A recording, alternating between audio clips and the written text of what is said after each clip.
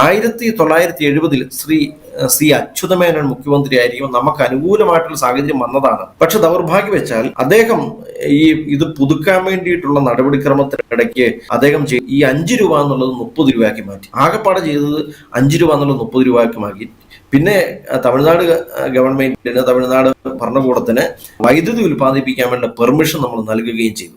അങ്ങനെ വൈദ്യുതി ഉൽപ്പാദിപ്പിക്കുന്നതിന്റെ ഭാഗമായി 7.5 ലക്ഷം രൂപ വർഷം തോറും അത് കേരളത്തിന് നൽകണം എന്ന് കരാറിനകത്ത് ഒപ്പിട്ടു, എഴുതി ചേർത്തു. പക്ഷേ ഈ 999 വർഷം എന്നുള്ളത് തിരുത്താൻ വേണ്ടിയിട്ട് അദ്ദേഹത്തിന് സാധിച്ചില്ല എന്നുള്ളത് കേരളത്തിന്റെ ഒരു ദയനീയ പരാജയമാണ് എന്ന് നമ്മൾ മനസ്സിലാക്കുക. പിന്നീട് നമ്മൾ മനസ്സിലാക്കേണ്ടത് 1947 ഇന്ത്യക്ക് സ്വാതന്ത്ര്യം കിട്ടിയതാണ്. ഇന്ത്യക്ക് സ്വാതന്ത്ര്യം കിട്ടിയപ്പോൾ പിന്നെ ബ്രിട്ടീഷുകാരുമായിട്ട് ഉണ്ടാക്കിയ ഈ കരാറിനകത്ത് എന്താണ് പ്രസക്തി?